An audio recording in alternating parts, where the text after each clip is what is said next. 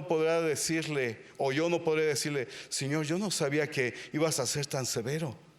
Yo creí que lo que decía la palabra, pues iba a poderla como a considerar a mi gusto, ¿verdad? Y decir, bueno, esto me conviene, lo tomo, y esto no. Y al cabo que Dios no va a ser tan severo ese día del juicio. No podremos hacer eso. Toda la información que tengamos de la palabra y no la consideremos como una verdad para ponerla por obra en nuestra vida, será la que ese día nos señale. Sí, así que sí los estoy asustando porque lo que vamos a hablar es muy serio. Le voy a decir que está en juego: la eternidad con Dios. Nada más, eso está en juego. O el fuego, el lago de fuego, o la gloria con Dios. No va a haber otro lugar hacia donde hacerse. Entonces, el tema que he puesto a esta enseñanza se llama escogidos. Toño, dame un color al azar, el que tú quieras. Naranja, muy bien. Toño dijo naranja, de acuerdo. En un ratito vamos a usar ese color. Muy bien. Quiero que por favor me acompañe. Vamos a ver muchos versículos. Y quiero empezar con Mateo 7, por favor. Mateo capítulo 7. Recuerda que así ha sido la dinámica que hemos estado, o se ha estado llevando. Escudriñar la palabra, y la palabra por sí sola en muchas veces no necesita explicación, es muy clara y concisa, pero nuevamente vamos a verla. Mateo 7, verso 21 dice: no todo el que me dice Señor, Señor, entrará en el reino de los cielos, sino el que hace la voluntad de mi Padre que está en los cielos. Muchos me dirán en aquel día. ¿Cuál día? Cuando estemos delante de Dios, ¿no?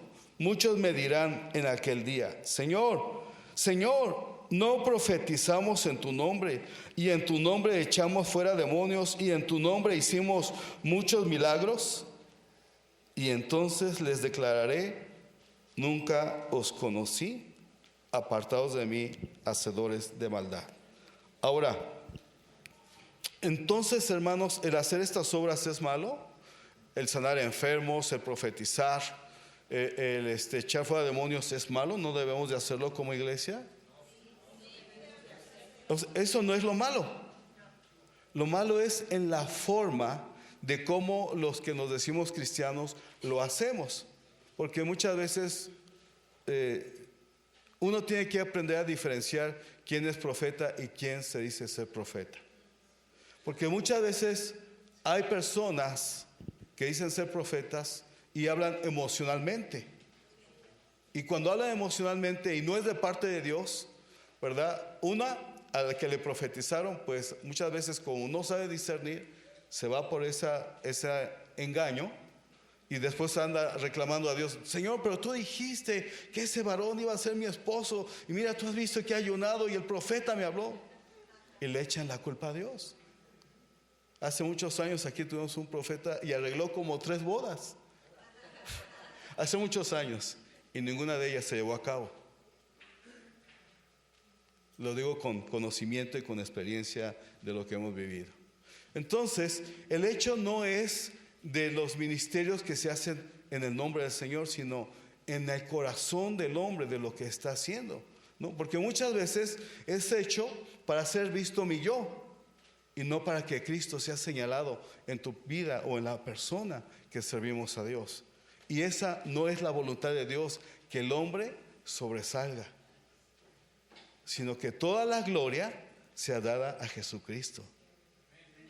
Todo lo que usted y yo hagamos en el servicio no es para que digan: ay, mira el pastor, ¿verdad? Qué dispuesto está y siempre ayudando. No, hermanos, no es para que usted me vea y me dé gloria a mí o a cualquier servidor. La gloria es al único digno de recibirla, y se llama Jesucristo. Y mi compromiso como pastor o como siervo, lo que sea, es hacer lo bueno delante de Dios y delante de los hombres. Ese es mi compromiso. Continuando con la palabra, dice, hay una parábola. Mire, hermano, Dios sembró muchas palabras en la Escritura, en la Biblia, que son de advertencia. Y muchas veces no pesamos ese peso de advertencia. Las queremos manejar y pensar que Dios no va a ser tan severo. Por ejemplo, ¿cuántos han oído la parábola del trigo y la cizaña? ¿No? Todos la hemos oído, hermanos, todos. Y uno dice, ¿alguna vez te has sentado con el hermano que está a tu lado y le dices, oye, ¿qué piensas de mí? Toño, ¿tú qué piensas? ¿Soy trigo o soy cizaña? ¿Verdad que normalmente no nos gusta cuestionarnos en ese tema? Pero, ¿sabe? ¿Alguna vez ha visto físicamente la cizaña? La cizaña es casi idéntica al trigo. No es lo mismo.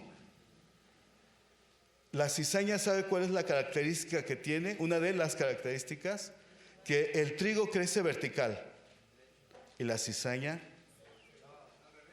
¿es al revés? Gracias. Por el peso, gracias Gaby, gracias. Por el peso del grano, o sea, el trigo se inclina y la cizaña crece vertical. Y así es como los labradores saben cuál es trigo y cuál es cizaña. Pero fíjense lo que enseña esta parábola. Vamos a leerla, por favor, para que usted no diga el día que se está escribiendo este libro, ¿verdad? Y usted diga, no, yo no me acuerdo, no me dijeron.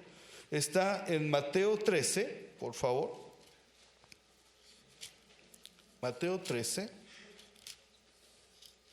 desde el verso 24.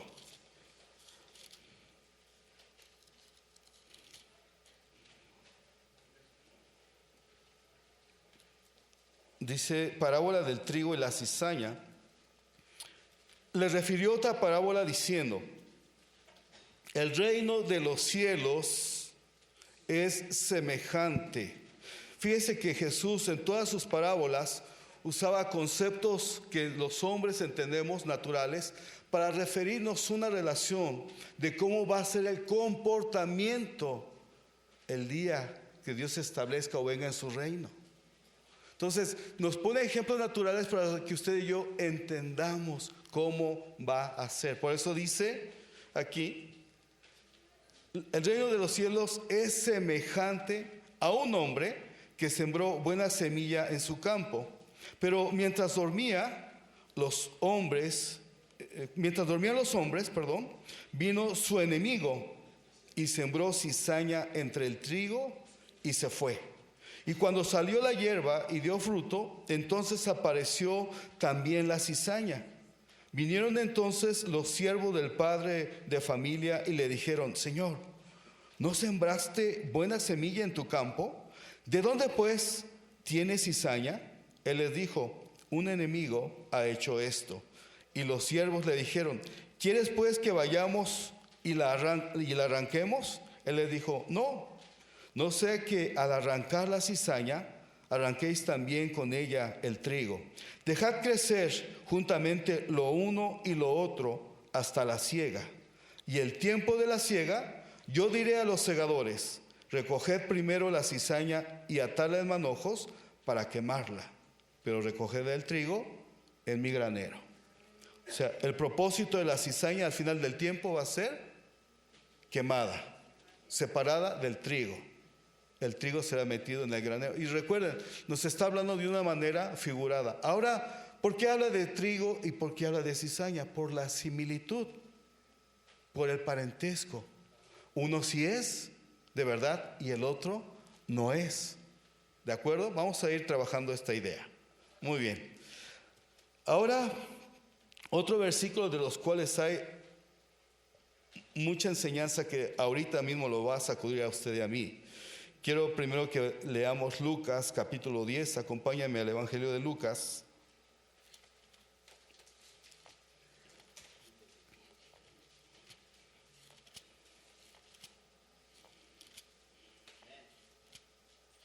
Gracias. Lucas 10.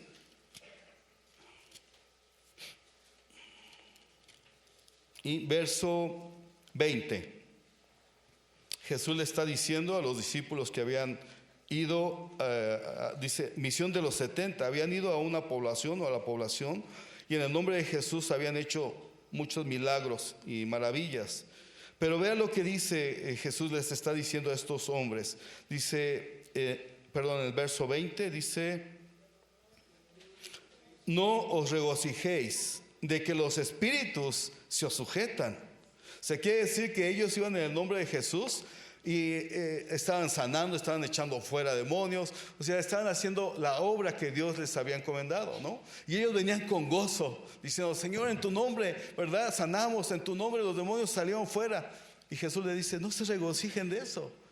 Qué bueno, no se regocijen de eso, pero vean de qué les está diciendo. Dice: sino regocijaos de que vuestros nombres están escritos en el registro civil de Cuernavaca, ¿no? O en la iglesia, en el registro de la iglesia, palabra de Dios, ahí está escrito su nombre. No, ¿en dónde? En los cielos. ¿Y quién lo escribe ahí arriba en los cielos? ¿Le baja un libro y al Señor le dice: a ver, pon tu nombre ahí? No, ¿verdad? ¿Quién lo escribe? Dios. Dios, ¿de acuerdo? Él es el que escribe nuestro nombre en los cielos. Vamos a quedarnos ahí. Ahora le voy a enseñar primero unos versículos que no son agradables, pero es necesario que los leamos. Vamos a Apocalipsis. Recuerde que Juan recibió una visión del ángel, del Señor Jesús mismo. Se le aparece a Juan y le empieza a dar muchas señales de los últimos tiempos. Vaya conmigo primero a Apocalipsis capítulo 13. Y solo le voy a leer versículos concisos. No vamos a extendernos en ello. Estos son otros versículos de advertencia. Mire, la advertencia no es solo para los de afuera, aquellos que no han creído. La advertencia es también para los que estamos aquí, para que veamos cómo estamos caminando con Dios, si estamos caminando verdaderamente con Cristo. Y eso es lo que el Espíritu Santo nos da oportunidad el día de hoy, y cada día que la palabra se habla, de incomodarnos para volvernos de todo corazón a Dios. Ese es el propósito y el amor vigente de Dios sobre nuestras vidas, que nos da oportunidad de corregir, de buscarle, de hacer lo que Dios se agrada. Recuerde que dijo: no todo el que me dice Señor, Señor, sino el que hace la voluntad de mi Padre que está en los cielos. Entonces Dios quiere que hagamos su voluntad, y conocer su voluntad no es difícil. Amar, perdonar, predicar, servirle de corazón. Esos son algunos ejemplos de hacer la voluntad de Dios. Pero aún muchas veces, conociéndolo, no lo hacemos. O el santificarnos, esa es también la voluntad de Dios, y muchas veces no lo hacemos. Dice Apocalipsis 13, verso 8, dice la palabra de Dios: y la adoraron todos los moradores de la tierra. Se refiere a la bestia que subirá. Dice: y la adoraron todos los moradores de la tierra, cuyos nombres estaban escritos. Perfecto, cuyos moradores no estaban. ¿En dónde no estaban escritos? Hay un libro, hermanos, que usted y yo tenemos acceso, pero está en los cielos. Y en ese libro que está en los cielos está escrito el nombre de los que hemos recibido la fe y la gracia en Cristo Jesús.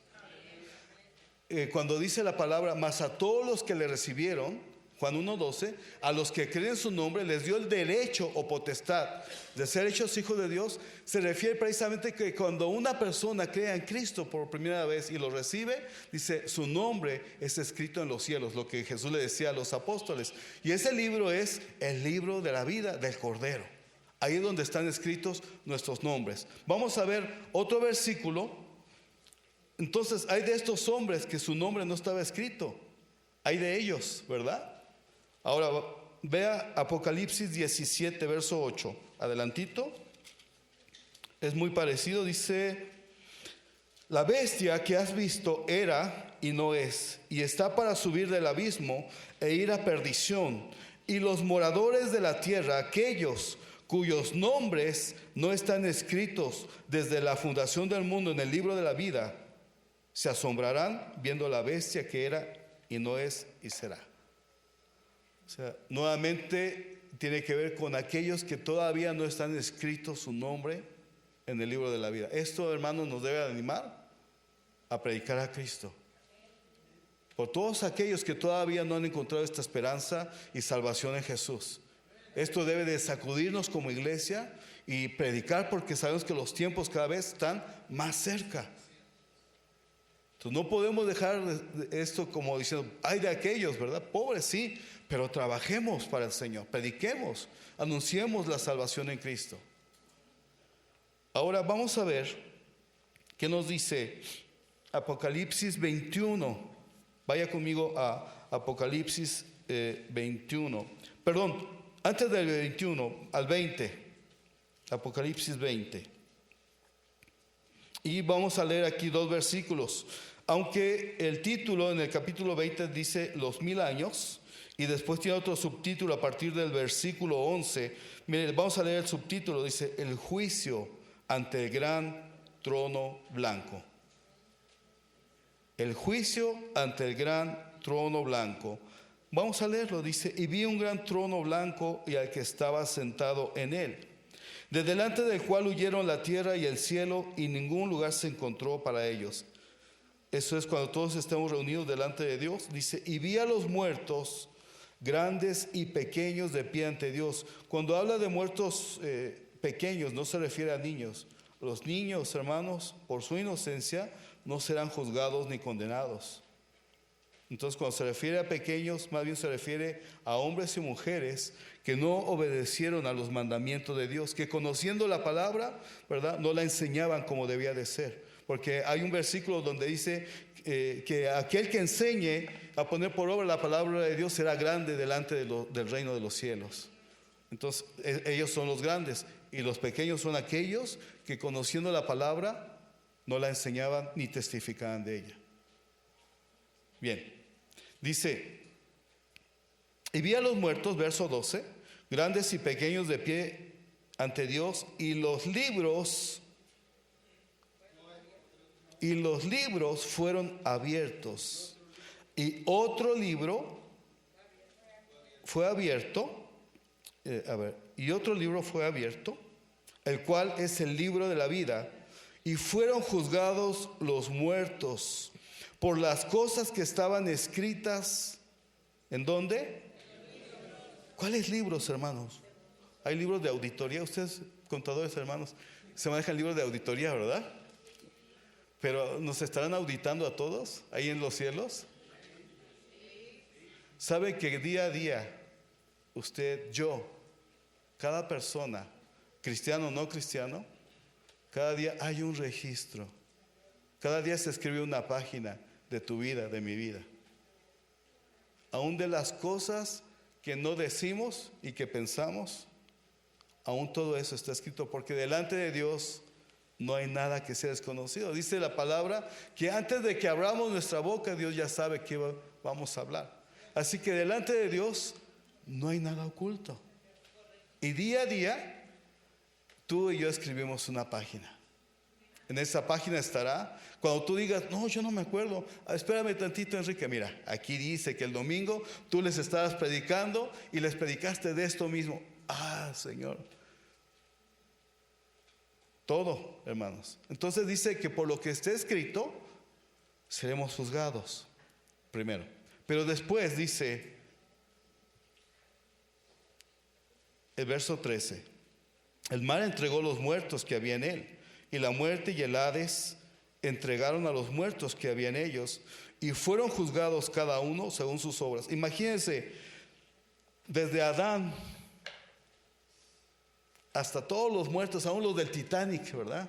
Y todos los muertos que hayan sucumbido en el mar por naufragios, por tiburones, por lo que haya, ahogados, todos, dice, serán presentados delante de Dios. Los muertos en las guerras, o por enfermedades, o epidemias, devorados por leones, o lo que sea, todos los muertos estarán delante de Dios. Y haya sido un adolescente, un joven, un señor de edad, una mujer, todo su libro de cada uno será abierto y seremos juzgados delante de Dios. Pero una vez que estemos siendo juzgados, fíjese lo que va a suceder. verso 14. Y la muerte y el Hades fueron lanzados al lago de fuego. Esta es la muerte segunda. Y vea lo que dice el 15. Y el que sí estaba escrito, ¿cómo? A ver cómo dice su Biblia.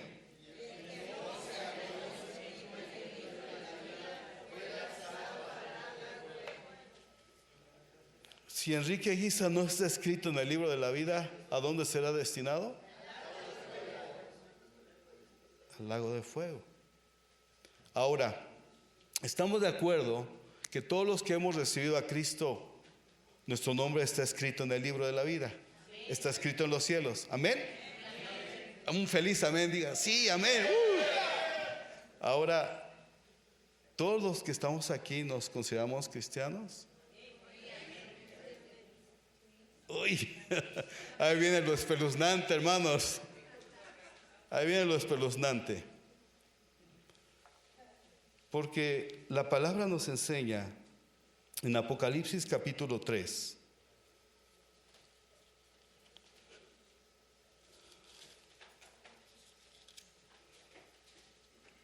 El primer versículo es un mensaje a una de las iglesias, a Sardis, y dice así, vamos a leerlo. Escribe al ángel de la iglesia en Sardis, el que tiene los 7 espíritus de Dios y las 7 estrellas, dice esto: yo conozco tus obras, que tienes nombre de que estás en palabra viva. Bueno, dice de que vives, ¿no? Pues estamos en palabra viva. Tienes nombre de que vives. Dice, y estás muerto. Sé vigilante. Fíjense, la palabra de advertencia. Sé vigilante. Afirma las otras cosas que están para morir. ¿Qué quiere decir? Las cosas que están para morir. Hermano, perdone, ¿cómo le hago? Me gusta ser un poco chismoso y metiche. ¿Cómo le hago? ¿Lo sigo cuidando? ¿O tengo que hacer morir lo metiche y lo chismoso en mi vida? Lo tengo que hacer morir. Hermano, yo lucho con la pornografía. ¿Cree que Dios se ofende si yo sigo teniendo pornografía, o lo tengo que hacer morir?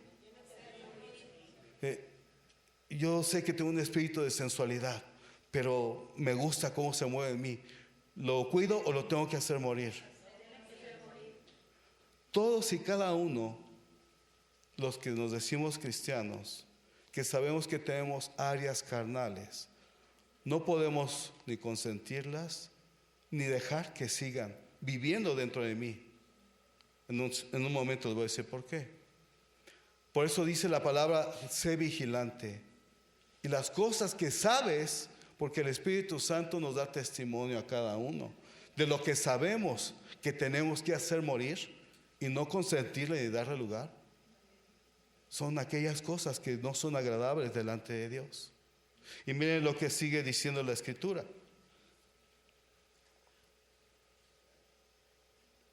Porque no he hallado tus obras perfectas delante de Dios. Acuérdate pues de lo que has recibido y oído, y guárdalo.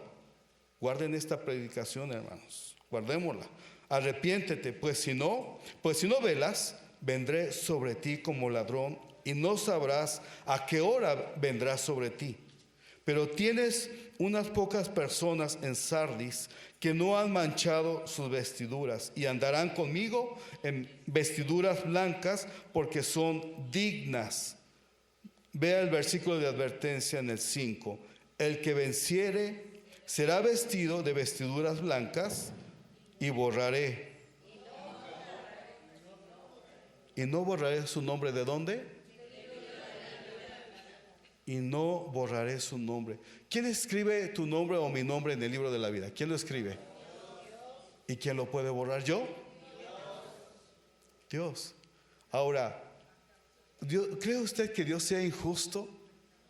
Y que diga, Señor, pero si yo prediqué y anunciaba y fui a los Eferesos y di de comer al hambriento y fui a hacer buena obra en Oaxaca o Acapulco, ¿por qué, Señor, me borraste?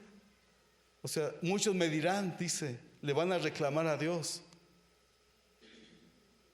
Mire lo que dice aquí en una carta de Pedro. Déjeme mirarla, es la segunda carta de Pedro. Ahí el Señor me la estaba mostrando.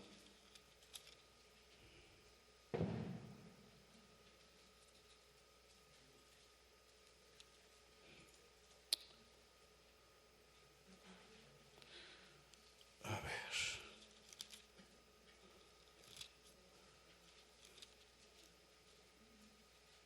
Aquí está. Mire, ve cómo dice la palabra. Es segunda de Pedro, capítulo 2. Dice verso 4. Porque si Dios no perdonó a los ángeles que pecaron, sino que arrojándolos al infierno, los entregó a prisiones de oscuridad para ser reservados a juicio. Y si no perdonó al mundo antiguo, sino que guardó a Noé, pregonero de justicia, con otras 7 personas, trayendo el diluvio sobre el mundo de los impíos. Y si condenó por destrucción a las ciudades de Sodoma y de Gomorra, reduciéndolas a ceniza, poniéndolas de ejemplo a los que habían de vivir impíamente. Imagínense que usted y yo lleguemos a pensar que Dios va a ser tan paciente y misericordioso conmigo, que un poco de pecado no será malo para cuando Dios me llame a su presencia y me pueda justificar delante de Él. Y yo le puedo decir: Señor, pero hubo otros hombres más pecadores que yo no pequé tanto. Y que Dios me diga: yo no perdoné a los ángeles que se rebelaron contra mí, aquellos que veían mi gloria. Yo no perdoné a Adán. Y si Adán se levantara y dijera: Señor, ¿por qué perdonas a Enrique, que ha sido tan pecador, y yo únicamente te desobedecí? Y por eso me echaste fuera del huerto. Solo desobedecí. Bueno, y comí de lo que dio mi esposa. Te desobedecimos. Ese fue el pecado de Adán y Eva: desobedecer al mandamiento de Dios, no haber comido el fruto. Entonces, imagínense que nos queramos presentar delante de Dios como más justos que aquellos hombres o ángeles han sido condenados por causa del pecado.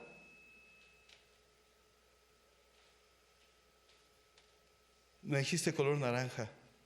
¿Cuántos vienen de naranja? ¿Cómo te llamas?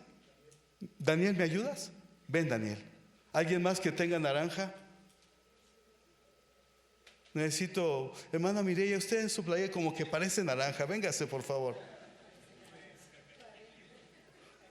¿Alguien más que medio se parezca al naranja? Toño, me pusiste difícil de color, pero era así al azar. Bueno. Sí, Lalo, vente, Lalo. Sí. Déjame lucir tus tenis. Ven, vamos a que vean. Muy bien, hermana, gracias. Lulú, también Lulú, véngase, hermana.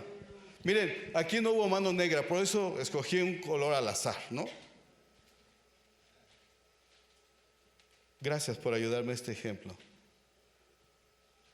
¿Qué son ellos ahorita? No son de ese partido. Bueno, para ponerla fácil, son escogidos.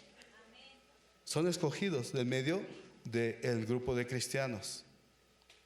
Y fueron escogidos por tener algo en común, naranja, ¿no? Y fue al azar, pero es por el ejemplo. Todos somos cristianos los que estamos aquí, pero todos estos, de todos estos 5, y mire, fue bueno el número, estos 5, por la característica han sido escogidos de entre todos. ¿Sí? Gracias, vayan a su lugar. Muchísimas gracias. Vamos a la parábola de las 10 vírgenes, Mateo 25.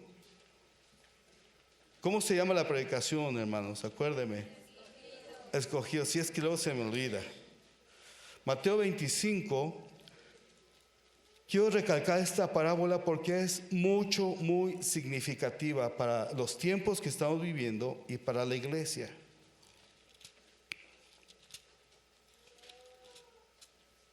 Tiene como título las 10 vírgenes.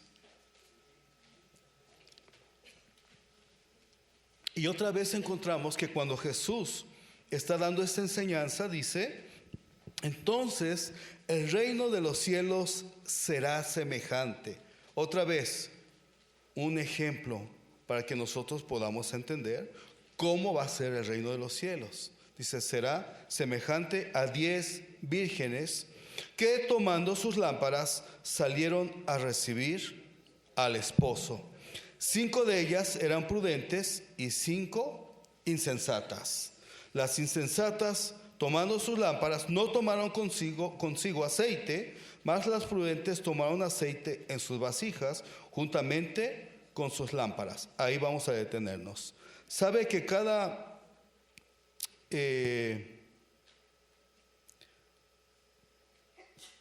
concepto, cada concepto que está usando el Señor en la parábola es muy importante. Por ejemplo, tanto el número 10 como el número 5. El número 10 tiene que ver con orden, con mandamientos. Por eso menciona 10 vírgenes. Quiere decir, o da una idea de que está hablando de la iglesia que camina en el mandamiento, en el conocimiento de la palabra. 10. Y 5 es un número que se usa o se relaciona con la gracia. 5 con lámparas y 5 sin lámpara. 5 con aceite y 5 sin aceite. Vemos cómo la gracia estaba en los dos grupos de vírgenes. Y la figura de la virgen habla de una mujer pura, no contaminada sexualmente, y habla de una pureza. O sea, por eso es el ejemplo que Jesús está diciendo de cómo está preparando a su esposa con una pureza, pero habla de 5 prudentes y 5 insensatas. El Señor no dijo 3 insensatas o 7 insensatas, ¿no? Sino que la gracia sigue estando sobre los dos grupos de vírgenes. Pero ¿quién les dijo a unas que no llevaran aceite y quién le dijo a las otras que sí llevaran aceite? La conciencia, el espíritu, que es el que pone en el corazón el proceder. Ahora, ya tenían las lámparas. ¿Sabe lo que simboliza la lámpara? La palabra de Dios. La palabra de Dios. Dice el Salmo 119, lámpara es a mis pies tu palabra y lumbrera. Así es. Entonces la palabra de Dios es la lámpara. Quiere decir, las 5 vírgenes prudentes en la gracia con lámpara. Tenían el conocimiento de la palabra. Y 5, además que tenían el conocimiento de la palabra y tenían sus lámparas, dijeron, vamos a llevar aceite extra. ¿Sabe lo que significa el aceite? Es la gracia de la persona del Espíritu Santo en tu vida. Caminar con la guianza del Espíritu Santo que produce un continuo redarguir dentro de ti. Y que muchas veces nos creemos tan inteligentes o tan osados que apagamos la voz del Espíritu. ¿Sabe que podemos hacerlo? ¿Sabe que a veces el Espíritu Santo nos está poniendo una inquietud? Y decimos, no hago caso, no voy, está muy lejos, me cuesta mucho, no voy a dar, no quiero. Y muchas veces dejamos de oír la voz del Espíritu Santo. Y llega un momento en que el Espíritu Santo dice, no, pues no me quiere, no me pela, no me necesita, no le voy a hacer caso, ¿no? Pero cuando uno está caminando con la revelación de la palabra, ¿sí? Porque es lo que hace el Espíritu Santo dentro de nosotros, redarguirnos, guiarnos a toda verdad, incomodarnos para que la palabra tenga poder y traspase nuestro corazón, nuestro entendimiento y rompa vendas y ataduras de iniquidad. Es el poder de la palabra en nuestras vidas. Y entonces las mismas vírgenes recibieron de acuerdo a lo que buscaron. ¿Cuál era la meta final de las vírgenes? Encontrarse con el esposo. Y aquellas 5 que caminaban en la gracia y que tenían la lámpara, dejaron de comprar aceite. ¿Sabe en esta figura qué implicaría cargar aceite? Un esfuerzo extra. Le voy a decir por qué. Porque en ese tiempo, en el momento que Jesús está dando esta enseñanza para cargar aceite, no era como llevarse un topper que no pesa, ¿verdad? Y se lo puede colgar aquí. O sea, era como traer una vasija de barro y aparte andarla cargando la vasija y andar con su lámpara. ¿Esto de qué habla? De un mayor esfuerzo. Y es lo mismo que Dios está preparando para la iglesia que verdaderamente le ama y quiere caminar con Él. Pero sobre todo que entiende que los tiempos son finales y que si no estamos preparados con ese aceite para nuestra lámpara, bien puede venir el esposo y decir, ¿en dónde vino? ¿Cuándo vino? ¿De dónde fue? Y pasar desapercibido. Y al rato dirán, Señor, y empezarán a tocar, Señor, Señor. O sea, yo tenía mi lámpara. No compré aceite nada más, pero mira, aquí está mi lámpara. Se me apagó en el camino, pero aquí está mi lámpara. ¿Y el Señor qué dirá de adentro? No los conozco, apartados de mí. Estamos viendo el tema de escogidos. Dice en Lucas 18:7, Evangelio de Lucas 18:7.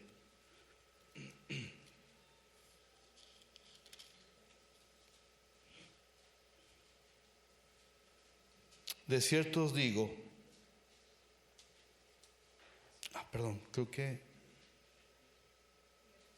no es el 18:7, déjame, creo que es el 8. Es la parábola de la viuda y el juez injusto. A ver, creo que es el...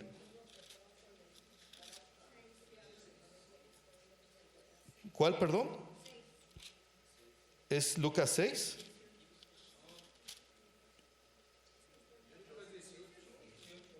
¿Sí en el 18? Ya ver, entonces me están vacilando. Gracias. Así es que es en Lucas. ¿Y cuál les dije Lucas, verdad? Perdón. Bueno, Lucas 18:7 dice, aquí está en mi Biblia, lo tengo subrayado. Mira, Toño, ven. Diles que sí está subrayado, mira. ¿Verdad? ¿Que sí? Gracias. Sí, me equivoqué yo. Pero dice así, ¿y acaso Dios no hará justicia a cualquiera de los cristianos que clamen a Él día y noche? ¿A quién dice? A sus escogidos. O sea que Dios, dentro de todo el grupo, escogió a 5 de color naranja. Es un ejemplo, ¿no? No quiere decir que a todos nos deseche, pero a lo que voy con esto, amados hermanos, es que Dios tiene que incomodarnos de tal manera que ponga el temor en nuestro diario vivir. Y no para que vivamos con temor, no, sino temor en el sentido de corregir lo que aún se puede corregir, santificar lo que aún tenemos que santificar, hacer morir lo que todavía pertenece a la carne y sus obras, para que cuando venga el Señor, el juez justo, el Rey de gloria, y nos vea que aún estamos trabajando, ¿verdad? No es lo mismo como aquel siervo negligente que se sentó a comer y beber y dice, Señor, tarda en venir, ¿no? Y dice que llegó en el momento que menos esperaba. Estábamos la otra vez 3 pastores platicando y decíamos el tema de que a veces cuando le compartimos a alguien, decía, no, yo cuando llegue a tal edad, yo me consagro al Señor. Y si en un momento veo que el Señor ya está por venir, hago mi oración de arrepentimiento así rápido y ya, para estar a cuentas con el Señor, ¿no? Como diciendo, la oración que me va a salvar, y puedo vivir todo lo demás impíamente, y ya al mero momento hago mi oración de fe. Y me pasó apenas con Joaquín, veníamos bajando Joaquín y yo de mañana, y yo venía así en el celular, y de repente noté que Joaquín dio un giro brusco, ¿no? Y es que un coche rebasó en tercera línea, o sea, invadió la parte donde nosotros veníamos. Y si Joaquín no se hace así, de manera brusca, o sea, hubiéramos chocado de frente con un imprudente que iba subiendo. ¿Te acuerdas, Joaquín? Entonces, pero fue así, algo fuerte, ¿no? Y yo me quedé pensando, dije, yo venía aquí con mi celular, si en un momento dado, suponiendo, nos hubiéramos impactado y yo ahí chiras pelas, ¿verdad? O sea, no hubiera tenido como de, Señor, perdona, mira, ya estoy agonizando, me arrepiento. O sea, ¿y cuántas personas no piensan así? Que en el último momento podrán decirle a Dios, no como sacarse un as de la manga y decir, mira, aquí tengo esta, perdóname, me arrepiento de todo lo malo que hice, como tú eres bueno, sé que me vas a perdonar. y no me excluyas de tu reino. Muchas, miles de personas piensan así, miles de cristianos piensan así. Pero recuerden que día a día se está escribiendo un libro y seremos juzgados por todo lo que está escrito. Y el Señor conoce ese tipo de pensamiento de estas personas. Y cuando el Señor le diga, mira, aquí ya vi que te compartieron, está escrito que tal fecha, tal lugar, tal persona te compartió. Y tú dijiste, no, pues cuando venga el Señor yo me arrepiento y le pido perdón para ser salvo. Dice, ¿y sabes qué? No pasas, no entras, te quedas fuera. ¿No da escalofríos? ¿No se les pone la piel como de gallina, así como de... Hermanos, no trato de asustarlos. Es una palabra que tiene que confrontar y cortar. Repito, está en juego nuestra salvación. Ayer que estábamos en el Ceferezo, le estaba hablando esto a las mujeres y le decía, este ciclo de la vida se va a acabar.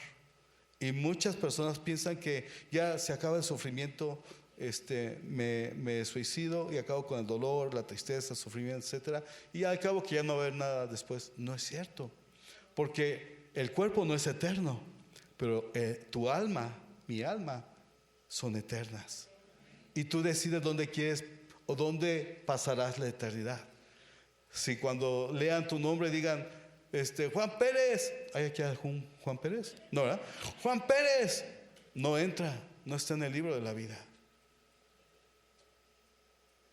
Y diga Juan Pérez, Señor, pero yo no sabía.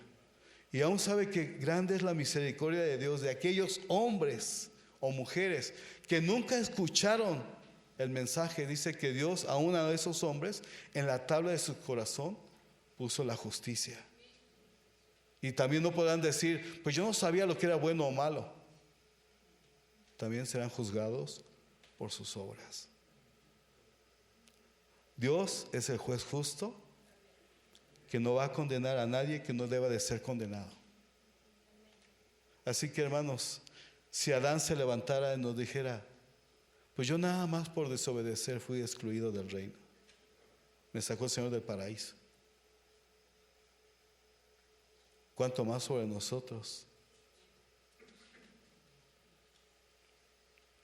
Se valen los amenes también, aunque sea así como con temblor y dolor. Amén, Señor. Pero también, y termino con un último versículo, Mateo 22, 14.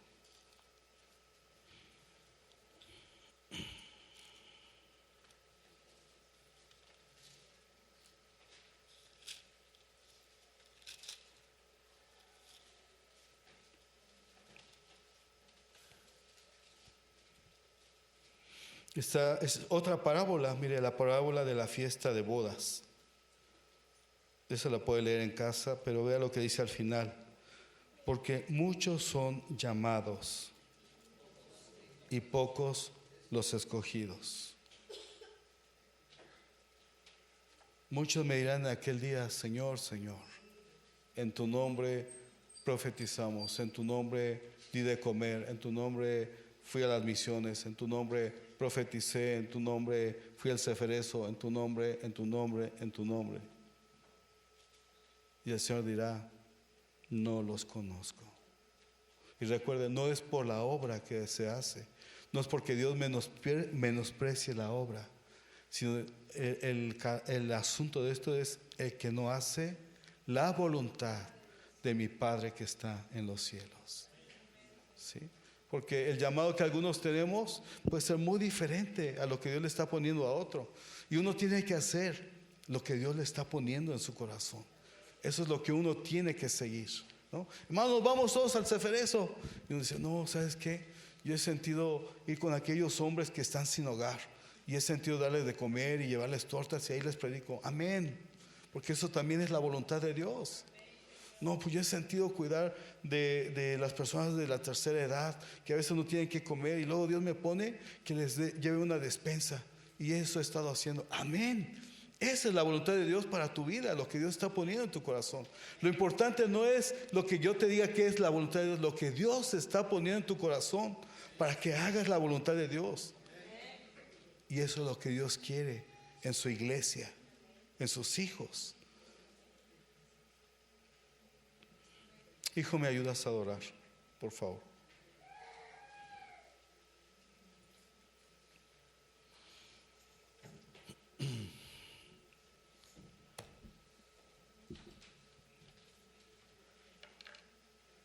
Podríamos decir que no la tenemos tan segura, ¿verdad? Que lo que una vez se escribió en ese libro puede ser borrado. Y no depende del humor de Dios. Ay, ya me cayó gordo Enrique. ¿Cuántas veces viene con lo mismo? Dios, perdóname, está de chillón. Ya me cayó gordo, lo voy a borrar. No depende del humor, del temperamento de Dios. Sino, ¿cuánto tú y yo verdaderamente queremos obedecer a Dios, agradar a Dios, amarle? De eso depende de ti y de mí. Y sabes, Dios que es justo, Él ve tu esfuerzo, mi esfuerzo, Él ve nuestra disposición, pero también ve cuando dices sí y luego ay, no, me da flojera. También lo ve. No hay nada que sea oculto delante de Dios. Buscarte a ti más que a otra cosa, amarte más que a otros amores. Póngase en pie. Toda ilusión vana del hombre un día se desvanecerá. Un día se desvanecerá. Porque solo tú serás exaltado, Rey. Las vanas metas se expondrán, cual ídolos delante de ti, y solo tú serás exaltado, Rey. Como el Rey justo te verán y juntos cantarán. Todo es por tu gloria, todo es por tu nombre, todo es por tu gloria, para que en todo tú tengas el primer lugar, para que en todo tú tengas preeminencia, Rey. Tómame, Señor. En esta mañana quiero animarte, Tómame, que no te desanimes, pero que también nos esforcemos en seguir trabajando en nuestra edificación espiritual. Tráenos a ti. Algunos sinceramente tal vez no sepan decir con qué están batallando. Otros lo saben o lo sabemos. Y tenemos que ser veraces con nosotros mismos. Como dice el Salmo 103, bendice alma mía a Jehová y bendiga todo mi ser su santo nombre. Yo quiero invitarte aquí al frente como una propuesta en tu corazón para decirle: Dios, Tómame, sé que hay áreas que no me he atrevido o no me he dispuesto a hacerlas morir, Señor. Pero no quiero perderme el día que tú vengas. No quiero que me mires de lejos o el día que esté delante de ti me digas que no me conoces. me rindo a ti. Señor, yo quiero pedirte de tu ayuda, Toma mi de tu favor, corazón, que sigas extendiendo tu gracia y tu misericordia sobre mi vida, Señor. Porque yo no quiero extraviarme, Señor, en la carne, no quiero extraviarme en los deseos del mundo. Señor, tanto tiempo, Señor, que tú me llamaste y que me he esforzado en caminar por honrarte, por agradarte, y a veces he fallado, Señor. A veces he tenido un poco la voz de tu Espíritu Santo y no sé cuántas veces lo he contristado. Pero yo quiero, Señor, tengo necesidad de ti, del Dios vivo, del Dios de amor y de misericordia. Que me sigas ayudando y cuidando, Señor. Que no quites de mí tu Santo Espíritu, sino que me sigas guiando a toda verdad. Pasen, hermanos, si alguien quiere hacer delante de Dios, pedirle ayuda, hágalo como un compromiso aquí enfrente. No a la iglesia, no al pastor. Hágalo con Dios. Mi vida para tu gloria, tómame en tu historia. Mi vida para tu gloria, tómame en tu historia. Mi vida para tu gloria, tómame en tu historia. Mi vida para tu gloria. Dios, aquí estamos, Señor, porque no podemos esconder nada de lo que somos. Señor, de todo nuestros pensamientos y nuestras palabras lo tienes registrado. Ayúdanos, por favor. Somos tu pueblo aún y nos exhortas, Señor, por medio de tu palabra y por la voz de tu Espíritu Santo, a que hagamos morir, Señor, aquello que está por morir, que no lo sigamos, Señor, encubriendo, sino que tomemos el valor y el coraje para desechar, para, Señor, renunciar, para romper con toda atadura, con toda obra, Señor, de la carne, llamándola por su nombre. Señor, tal vez no podamos, Señor, inmediatamente tener una transición, pero en la medida que nos esforcemos, en la medida que tu gracia y tu favor siga trabajando en nosotros, sabemos que iremos creciendo en un perfeccionamiento, en un crecer, Señor, que nos lleve cada vez más a ser imitadores de Cristo, que cada vez más seamos, Señor, como ese varón perfecto que tú nos has puesto por medida.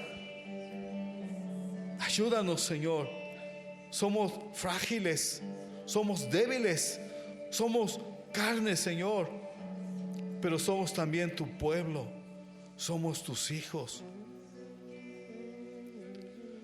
Señor, queremos estar contigo y no ser desechados. Queremos, Señor, que cuando llegue ese día, si tú nos permites que aún tengamos vida, Señor, ser levantados con la novia que estás preparando, Señor, de vestiduras blancas y resplandecientes, de aquella iglesia victoriosa, Señor, de aquella iglesia que se ha dispuesto a vencer, Señor, y de renunciar y de hallar gracia delante de ti en todo lugar, en todo tiempo, Señor. Sobre todo, Señor, Padre, menospreciando su vida en el sentido de las obras, Señor, que son vanas, que son como hojarasca, y edificando, Señor, en tu voluntad a lo que tú nos llamas o pides hacer, Señor, esforzándonos por ello para que tu reino se establezca aquí en la tierra, Señor, comenzando en nuestras vidas. Te lo pedimos en el nombre de tu Hijo Jesús. Y aquí, delante de ti, los santos y redimidos en el sacrificio de Cristo, Señor, que buscamos aún más de tu favor. No queremos agotar tu misericordia ni tu paciencia. Queremos que la sigas extendiendo, Señor, y que veas en nosotros, en cada uno, la disposición por levantarnos, Señor, en el amor que tú nos das cada mañana, pero aprovechando ese amor, Señor, aprovechando esa misericordia para vivir de manera limpia y santa, renunciando a todo aquello, Señor, que tiene que ver con el mundo, la carne, sus deseos y sus afanes. Al lugar donde encontré Por favor, descanso. aquí estamos delante de ti, Abba Padre. Gracias, Señor. Renuevas mis fuerzas, tú Gracias. guías mis pasos.